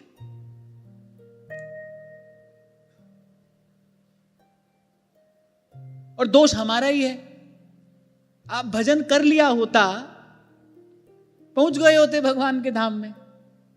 ऐसे ऐसे महात्मा, ऐसे ऐसे रसिक महानुभाव जिन्होंने देखा और कहा, वृंदावन की शोभा देखत मेरे नैन सिरात। वृंदावन के उस अद्भुत सुखमय स्वरूप का दर्शन जिन्होंने किया, उस रस रूप का आस्वादन जिन्होंने किया, हम भी रहे होंगे, भटक रहे होंगे। अपनी पहले की गलती सुधार लें और ना भटकना पड़े। सब दृष्टि से आप विचार करो। ये सब करने से भाई अपने चित्त की शांति भंग होती है, भगवत विधान का अनजाने में ही अनादर हो जाता है, मन कभी शांत नहीं होगा, भजन की ओर कभी बढ़ ही नहीं पाओगे। जो है भाई श्री जी की इच्छा है। और मैं तो एक और बात भी कहता हूं भाई, प्रतिकूलताएं सदा रही, अलग अलग प्रकार की प्रतिकूलताएं रही। कभी कैसी प्रतिकूलताएं थी, कभी कैसी प्रतिकूलताएं थी। आज उन्होंने कुछ ऐसा रूप ले लिया है, पर कोई बड़ी बात नहीं है, सदा से ऐसा रहा ही है भाई। इसलिए मैंने कहा गीता का ज्ञान देने के लिए भगवान युद्ध क्षेत्र क्यों चुनते हैं, आपको हमको बताने के लिए। भाई इसी कोलाहल, इसी भीड़, इसी झंझावात के मध्य ही वो ज्ञान अवतरित होता है। उसके लिए किसी गिरी कंदरा में जाने की आवश्यकता नहीं है। भगवान चाहते तो अर्जुन को समझा बुझा कर ला सकते थे, वो सर्वथा भगवान के आश्रित हैं। वहीं आकर भगवान ने लीला की। भगवत लीला का रहस्य होता है ना, चिंतन करने पर वो रहस्य समझ में आता है। युद्ध क्षेत्र चुनते हैं भगवान, दोनों सेनाओं के मध्य। अच्छा, अर्जुन पहली बात क्या कहते हैं, बोले केशव मेरा रथ दोनों सेनाओं के मध्य ले चलिए। अपने पराये के बीच में वो ज्ञान अवतरित हो रहा है। एक और अपने खड़े हैं, एक और प्रतिद्वंदी हैं, एक और पक्ष के हैं, एक और प्रतिपक्ष के हैं। उसके बीच में श्री कृष्ण अर्जुन को गीता का ज्ञान दे रहे हैं। आप देखो, आप विचार करो, ये संसार ऐसे युद्ध क्षेत्र है, एक और हमारे पक्ष के लोग हैं। यद्यपि इसके मूल में केवल अज्ञान है, भेद बुद्धि है। हमको लगता है एक और हमारे अपने लोग हैं, एक और पराये हैं, किसी से राग है, किसी से द्वेष है।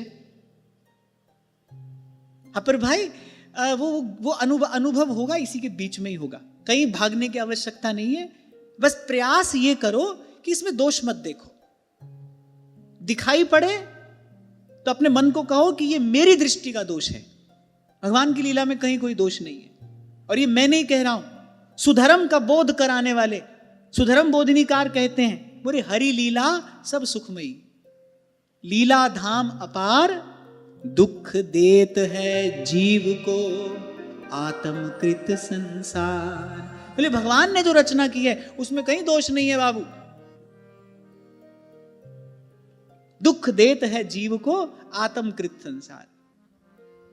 सबका अपना अपना आत्मकृत संसार है, सबका अपना अपना संसार है। और भगवत पाद शंकराचार्य की बात सुने तो संसार है ही नहीं, जगन मिथ्या तो है ही नहीं। कहां है? जैसे प्रकाश से कोई पूछे तुमने कभी अंधेरा देखा है, कहां होता है अंधेरा? लाख प्रयास करे अंधकार प्रकाश के सामने आ नहीं सकता, आएगा तो रहेगा नहीं। ऐसे ही गुरु की कृपा से ज्ञान होते ही अज्ञान का अंधेरा रहता नहीं। कहां संसार है? ज्ञानी कहता है ब्रह्म सत्य, भक्त कहता है मैं सेवक सचराचर रूप स्वामी भगवंत।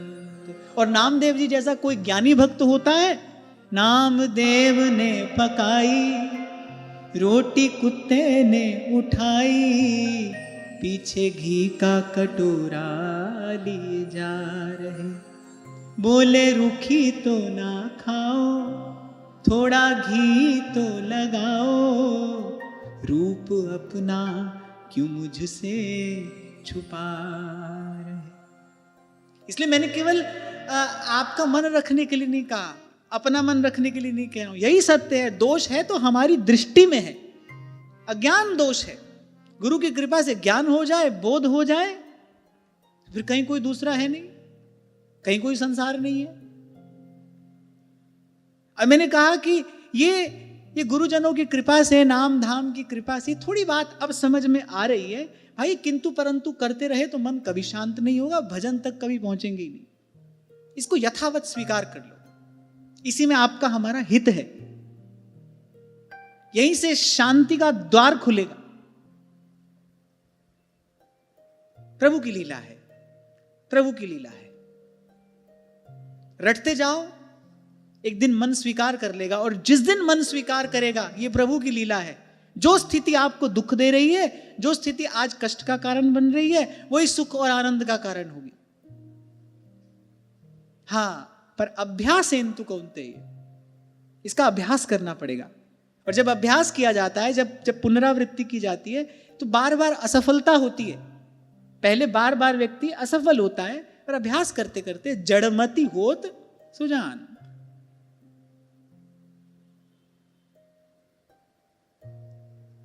तो माता ने कहा भाई ढीठ है, दंड का पात्र है। नायम अर्हति वैकुंठ पादमूलोपसर्पणम संभावित मति स्तब्ध साधुभिः परयुपासितम। तो माता पार्वती ने कहा, बोले ये श्री हरि के चरण कमलों में रहने योग्य नहीं है, क्योंकि अभिमानी है। यानी अभिमानी भगवान के निकट नहीं रह सकता। वो भगवान के चरणारविंद की सन्निधि में रहने का अधिकारी नहीं है, जिसको किसी भी प्रकार का श्रेष्ठता का अभिमान है। इसीलिए सुग्रीव जी ने कहा, सुख संपत्ति परिवार बढ़ाई, सब परिहरि करिहूं सेवकाई। ये सब राम भगति में बाधक, सीधे सीधे बाधक नहीं है, पर अगर ये सब अनुकूल हो जाए तो व्यक्ति में अभिमान आता है। कुछ रूप अधिक हो, रूप का मद है। बल अधिक हो, बल का मद है। यौवन का मद होता है, विद्या का मद होता है, धन का मद है, पद का मद है। ये सब उन्माद लाने वाला है। तो सीधे सीधे बाधक नहीं है, पर ये बाधा का मूल है, यहीं से बाधा उत्पन्न होती है। और फिर संशय नहीं करना इस बात में, क्योंकि सुग्रीव जी कह रहे हैं ये मेरा अनुभव नहीं है, ये सब राम भगति में बाधक, कहीं संत तब पद आराधक, कहीं संत तब पद आराधक। तो प्रकृति क्रोधित हो गई। शिव तो सदा स्वस्थ हैं, सदा प्रसन्न। प्रकृति कुपित हुई और कहा कि तू अभिमानी है, यह आसुरी वृत्ति है। भरी सभा के बीच में तूने जगत गुरु का अपमान किया है, और कारण केवल अपनी श्रेष्ठता के मद में मदमत्त होकर तूने ये ना करने योग्य कर्म किया है। अतः पापी यसीम योनिमासुरीम याहि दुर्मते। अरे दुर्मति, जा पाप योनि असुर योनि में जा। बोले ऐसा होने से क्या होगा? अब वो माता है ना, माता चपत लगाती है, पालक न माने तो। ऐसा होने से माता ने कहा, बोले बेटा फिर कभी किसी महापुरुष का अपराध नहीं करेगा। जो तूने किया है इसका दंड तुझे मिले, ये अनिवार्य है। और ये दंड मैं इसीलिए तुझे दे रही हूं ताकि तेरी बुद्धि शुद्ध हो जाए। कभी कभी दंड से ही बुद्धि शुद्ध होती है,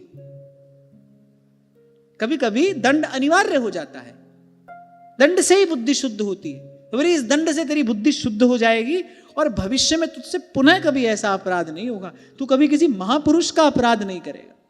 तुझे दंड देना अनिवार्य है। नीति का, शिष्टाचार का, सभ्यता का संरक्षण करने के लिए तुझे दंड देना अनिवार्य है। और सुखदेव जी महाराज कहते जैसे ही माता के मुख से ये शब्द सुने, एवं सप्तश्चित्रकेतुर विमानादवरुय्यसः प्रसादयामास सतीं मूर्धना नम्रेण भारत। पहले विमान से उतर पड़े, सिर झुकाकर स्तुति करने लगे। उनको अपनी भूल का, अपनी त्रुटि का उनको बोध हुआ। उन्होंने कहा कि मैं बड़ी प्रसन्नता पूर्वक आपका ये श्राप स्वीकार करता हूं। बोले आपने जो किया है वो मेरे हित के लिए ही किया है, मेरे कल्याण के लिए ही किया है। और वैसे भी जीव को जो कुछ प्राप्त होता है, को ना काऊ सुख दुख कर दाता, निज कृत कर्म भोग सब भ्राता। तो अपने प्रारब्ध से प्राप्त होता है। मेरे जीवन में ये स्थिति आई, ये निश्चित ही मेरे ही किसी पूर्वकृत कर्म का परिणाम है। क्योंकि काल दंड ले काहू न मारा, समय किसी को डंडा लेकर नहीं मारता। ताकि मति पहले हर ले, जहां को प्रभु दारुण दुख दे ही, ताकि मति पहले हर ले। मति ही तो दूषित हुई, ये दूषित मति का ही तो परिणाम था। शिव का अपराध कर दिया, अपमानजनक वाक्य कहे। जो सदा सर्वदा सर्वत्र पूज्य है, सबके आराध्य है, उनका अपमान कर दिया। ये क्या है? दूषित मति का ही तो परिणाम है। दूषित मति क्या कराती है? पाप कराती है। पाप का परिणाम यही है। तो बोले प्रसन्नता पूर्वक मैं आपका श्राप शिरोधार्य करता हूं। यद्यपि चित्रकेतु वापस श्राप देने में भी सक्षम है। यहां लिखा है महाराज जी कि यदि वो चाहते तो वो साक्षात जगदंबा को श्राप दे सकते थे, पर नहीं दिया। भगवान के भक्त से भूल होती है, पर वो संभल जाता है। संभल गए। हम क्या करते हैं?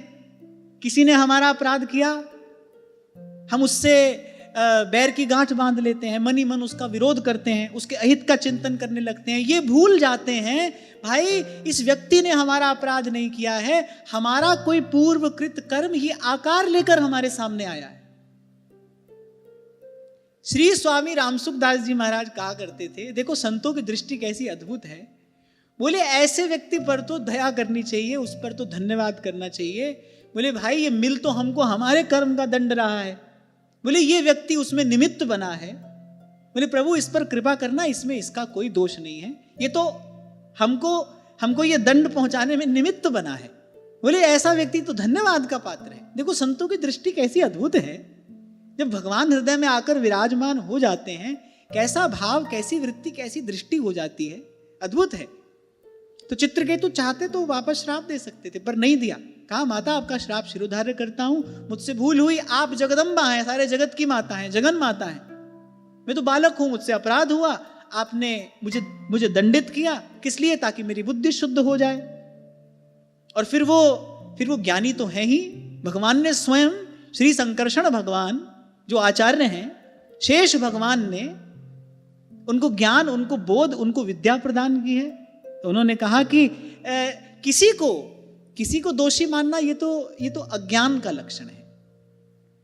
को न काऊ सुख दुख कर दाता। बोले इसी के कारण तो जीव बार बार संसार में भटकता रहता है, किसी को अपना माना, किसी को पराया माना, अपने में राग हुआ, पराये से द्वेष हुआ।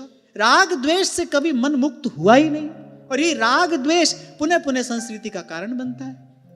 राग होता चला गया, उसमें आसक्ति हो गई, द्वेष होता चला गया, उसके अहित का चिंतन होने लगा। राग द्वेष से कभी मुक्त हुए ही नहीं।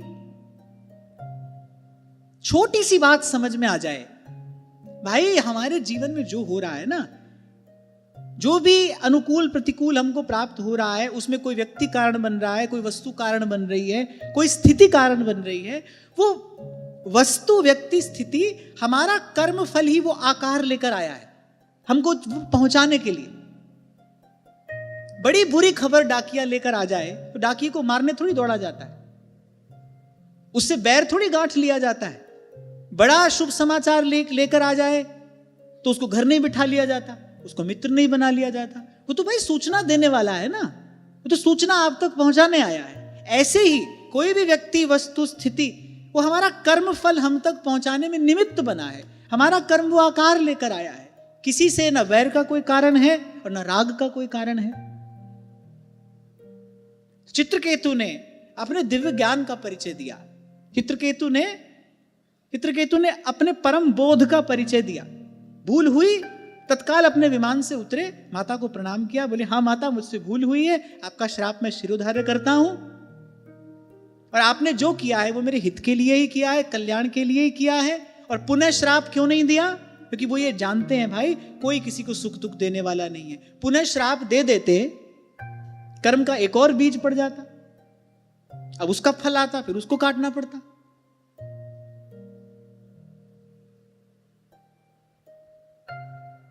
गांधारी ने यही तो किया। अंत में श्री कृष्ण को अपराधी मानकर मोह ने ज्ञान विवेक सब हर लिया। वो दुर्योधन को अपराधी नहीं मान रही है, वो कुरुकुल के नाश का कारण श्री कृष्ण को जान रही है, मान रही है। भगवान को श्राप दे दिया। भगवान हंसने लगे, बोले माता ये जो आश्राप आपने दिया ये तो प्रकृति का विधान था, होना ही था। अच्छा श्री कृष्ण चाहें तो क्या श्राप को निष्फल नहीं कर सकते? कोई ऐसा वरदान और कोई ऐसा श्राप नहीं है जिसको श्री कृष्ण सफल या निष्फल ना कर सकते हो। अश्वत्थामा के ब्रह्मास्त्र का प्रतिकार यदि कर सकते हैं, कुछ भी कर सकते हैं भाई, वो करतुम अन्यथा करतुम सर्वतंत्र स्वतंत्र ईश्वर है। तो उन्होंने कहा माता ये तो प्रकृति का विधान था, तो होना ही था। बोले आपने ये श्राप देकर अपने मार्ग में कांटा क्यों बोया? इतनी बात समझ में आ जाए, देखो जीवन में शांति ही शांति है। दो बात, एक तो ये जो हो रहा है भाई भगवान की इच्छा है, और को न काऊ सुख दुख कर दाता। हम फिर आपको ये जरूर कहूंगा, अवश्य मैं आपको यही कहूंगा, इसका अभ्यास करना पड़ेगा। केवल सुन लेने मात्र से ये स्थिति सध नहीं जाएगी। आज आपने सुना, आप इसका थोड़ा चिंतन मनन करोगे, इसको जीवन में लाने का प्रयास करोगे, कभी कर पाओगे, कभी नहीं कर पाओगे। कभी ना करते भी क्रोध आ जाएगा, भूल हो जाएगी, किसी को अपराधी मान बैठोगे, फिर कोई बात नहीं। जैसे चित्रकेतु संभल गए, ऐसे संभल जाना है। सत्संग सुन के हम संभलते रहे, इसी को संत कह रहे हैं बनत बनत बन जाएगी, एक दिन बात बन जाएगी। और फिर चित्रकेतु ने कहा जिन पर भगवान की कृपा होती है, जिनके सर पर भगवान का वरद हस्त होता है, वो किसी उपलब्धि से प्रसन्न नहीं होते, और कोई ऐसा प्रतिकूल अवसर आ जाए तो क्षुभित नहीं होते, सुख पाए फूले नहीं और दुख पाए बिललाए। और फिर एक और बात चित्रकेतु ने कही, बोले माता वैसे भी आप पति प्राणा हैं, वो सब सतियों में शिरोमणि है ना। लोक लीला में श्री जानकी जी हो, श्री रुक्मिणी जी हो, उन्हीं का पूजन करती हैं, उन्हीं से भगवान की याचना करती हैं कि भगवान पति रूप में मिले, उन्हीं का पूजन किया जाता है। गोपियों ने कात्यायनी का पूजन किया, तो आप पति प्राणा है, सतियों में शिरोमणि हैं, और आपने अपने पति के अपमान से पीड़ित होकर ये श्राप मुझे दिया है। आपने जो किया है सर्वथा उचित किया है। और चित्रकेतु ने कहा मैं आपको प्रसन्न करने के लिए ये सब नहीं कह रहा हूं, मैं आपको केवल प्रसन्न करने के लिए नहीं कह रहा हूं, मुझसे वस्तुतः भूल हुई है, अपराध हुआ है, और ये जो प्रार्थना आपसे कर रहा हूं, श्राप तो आपका शिरोधार्य है, पर माता मुझसे रुष्ट मत रहना। श्राप आपने दे दिया, मैंने ले लिया, स्वीकार कर लिया, भूल हुई थी, दंड मिलना ही चाहिए था, पर आप मुझसे रुष्ट मत रहना। आप मेरे प्रति अपने मन में कोई अभाव ना रखना, जो भूल हुई है उसको आप हृदय से क्षमा कर देना। जब चित्रकेतु चले गए, अच्छा उसी समय पतन तो उनका हो गया, माता का श्राप मिला है। अच्छा कौन है ये चित्रकेतु, ये कथा क्यों सुन रहे थे हम? हाँ, मैंने कहा कहीं वो ना भूल जाओ कि ये प्रसंग आया कहां से। श्री सुखदेव जी महाराज से पूछा था महाराज परीक्षित ने कि वृत्रासुर को ऐसी भक्ति कैसे प्राप्त हो गई, वो तो असुर है, पर पीड़क है, ऐसी अद्भुत ऐसी शुद्ध भक्ति उसको कैसे प्राप्त हो गई। तब सुखदेव जी महाराज सुना रहे थे, भाई ये इस भूल से श्रापवश असुर हुआ था, वस्तुतः असुर नहीं, वस्तुतः तो भगवान का परम भक्त है। और आरंभ में ही मैंने कहा भक्तों के जीवन में जो हो रहा है, जो भी घटना घट रही है, उनके भगवान की, उनके इष्ट आराध्य की इच्छा है। जब चित्रकेतु चले गए तब भगवान शंकर ने कहा देवी तुमने श्राप दिया, बोले वो तनिक भी विचलित नहीं हुआ, तुम मेरे अपमान से विचलित हो गई। अच्छा शिव तो अपने स्वरूप में बैठे रहे, स्थिर प्रसन्न। अब देखो यहां महादेव दृष्टा की भांति सब लीला देख रहे हैं। देखने के बाद माता को बता दिया तुमको कितने अंक प्राप्त हो रहे हैं। बोले देखो तुमने चित्रकेतु को श्राप दिया और वो वापस तुम्हें श्राप देने में समर्थ है। उसने कुछ नहीं कहा, तुम्हारा श्राप शिरोधार्य किया और चुपचाप यहां से चला गया, तुमको प्रसन्न करता हुआ, तुम्हारी वंदना करता हुआ, तुम्हारी स्तुति करता हुआ। शिव क्या कह रहे हैं? बोले मेरे प्रभु के भक्त ऐसे ही होते हैं। आप देखो इस पूरी स्थिति में यद्यपि चित्रकेतु ने अपमान किया है, अनुचित बात कही है, न कहने योग्य बात कही, क्या क्या कह गया। स्वयं सुखदेव जी महाराज कह रहे हैं, बोले उल्टा सीधा बक रहा है सभा के बीच में खड़ा होके, किसी को भी अच्छा नहीं लगा। पर शिव इस स्थिति में भी क्या देख रहे हैं? चित्रकेतु का गुण देख रहे हैं। एक क्षण के लिए भी उनको नहीं लगा इसने हमारा अपमान किया। माता ने श्राप दिया, उसने सहर्ष शाप शिरोधार्य कर लिया, और जब वो चला गया तो उसी का गुण गा रहे हैं, उसी के गुणों का कीर्तन करें। बोले देखा ऐसे होते हैं हमारे प्रभु के भक्त, तुमने श्राप दे दिया, चाहता तो वो भी तुमको श्राप दे देता, उस शापा शापी में वो कहीं जाकर पड़ता, तुम कहीं चली जाती। बोले लेकिन उसने ऐसा नहीं किया। बोले ऐसे भगवान के भक्त होते हैं जिनकी गति मति भगवान के चरणारविंद में स्थिर है, स्थित है। ना वो किसी स्थिति में गुण देखते हैं, ना दोष देखते हैं, ना ही किसी अन्य में दोष दर्शन करके वैर विरोध का बीज डालते हैं, ना राग द्वेष की ग्रंथि उनके चित्त में है। जहां हैं, जिस स्थिति में हैं, जैसे हैं, पहले अपने प्रभु के प्रसाद से प्रसन्न हैं, संतुष्ट हैं, समदर्शी है, समदर्शी। और ये सद्गुण भगवान की शुद्ध भक्ति के अतिरिक्त किसी भी प्रकार से उर अंतर में आ नहीं सकता। लोमश ऋषि को क्रोध आ गया ना, काकभुसुंडी जी ने थोड़ी सी बात अधिक कह दी।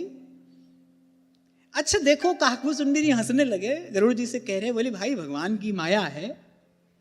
कहते हैं लोमश ऋषि मुझे उपदेश कर रहे हैं अद्वैत का, मैं कह रहा हूं बार बार कि मेरी सगुण साकार में प्रीति है, सगुणोपासना मुझे बताइए। बोले वे मुझे अद्वैत का उपदेश कर रहे हैं, पर क्रोध की हुई द्वैत बिन और द्वैत के बिन अज्ञान। बोले लेकिन बिना द्वैत के, बिना भेद के क्रोध नहीं हो सकता। और बोले द्वैत का कारण अज्ञान है। बोले बड़ी भगवान की विचित्र माया है, ज्ञान का उपदेश करने वाला स्वयं अज्ञान से ग्रसित हो रहा है, अद्वैत का उपदेश करने वाला उसको क्रोध आ रहा है।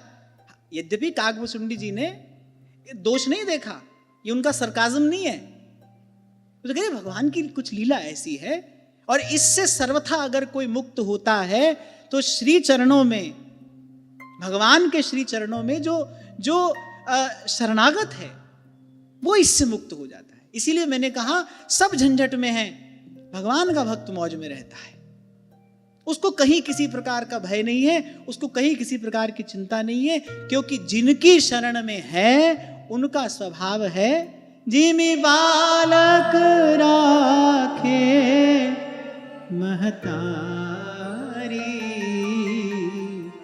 करऊं सदा तिन की रखवारी।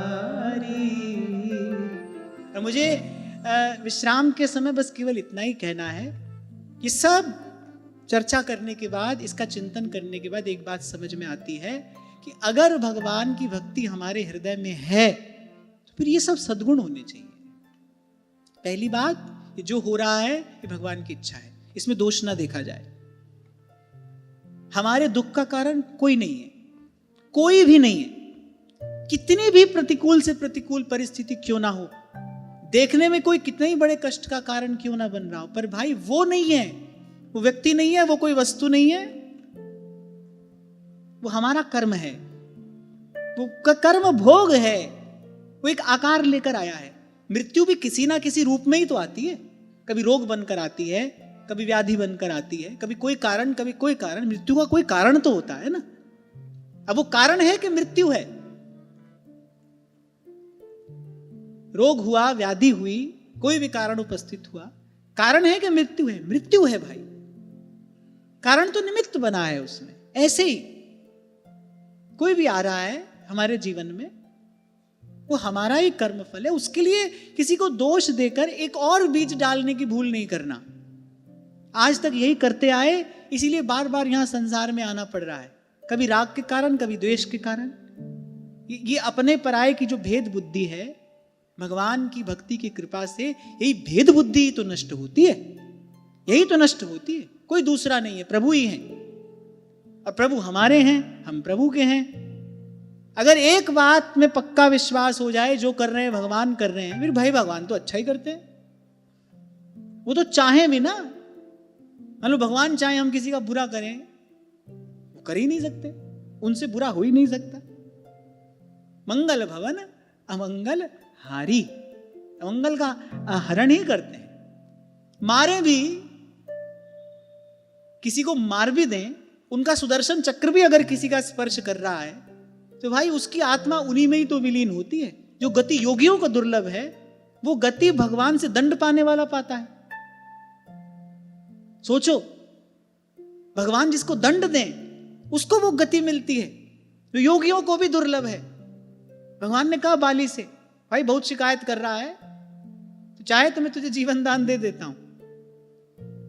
बाली ने कहा प्रभु इतना मूर्ख भी नहीं हूं मैं, जन्म जन्म मुनि जतन कराही, अंत राम कही आवत नाई। मुख पर उनका नाम नहीं आता, और आप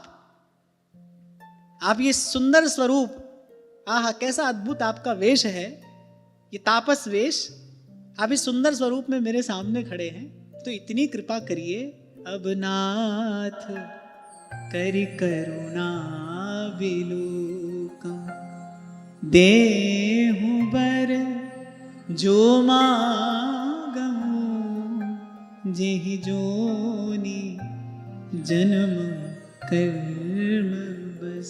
यहां इस पंक्ति में बाली कह रहे हैं मुझे मुक्ति की भी इच्छा नहीं है, नहीं तो ये क्यों कहते जेहि जोनि जन्महु कर्म बस। जब भगवान की भक्ति आती है तो भुक्ति मुक्ति सब प्रकार की वासनाओं को निर्मूल करती है। ये पंक्ति बता रही है कि बाली को भगवत भक्ति प्राप्त हो गई है, तभी कह रहे हैं जेहि जोनि जन्महु कर्म बस ताहाँ राम पद अनुराग अब नाथ करी करुणा बिलोक। तो श्री सुखदेव जी महाराज ने कहा, परीक्षित ये प्रश्न तुमने मुझसे पूछा, इसके उत्तर स्वरूप मैंने ये पवित्र इतिहास तुमसे कहा। यहाँ तो ये भी कहा गया है, बोले प्रातःकाल उठकर मौन रहकर श्रद्धा पूर्वक, बोले जो इस प्रसंग का पाठ करता है, स्मरण करता है, क्योंकि इसमें चित्रकेतु की परम भक्ति का वर्णन है, बोले वो सब सद्गुणों से युक्त होकर परम गति पाता है। आज की चर्चा यही श्री जी के चरणों में निवेदन करता हूँ। महाराज श्री के चरणों में प्रणाम। आप सबके हृदय स्थित प्रभु को, प्रेम प्रभु को नमन।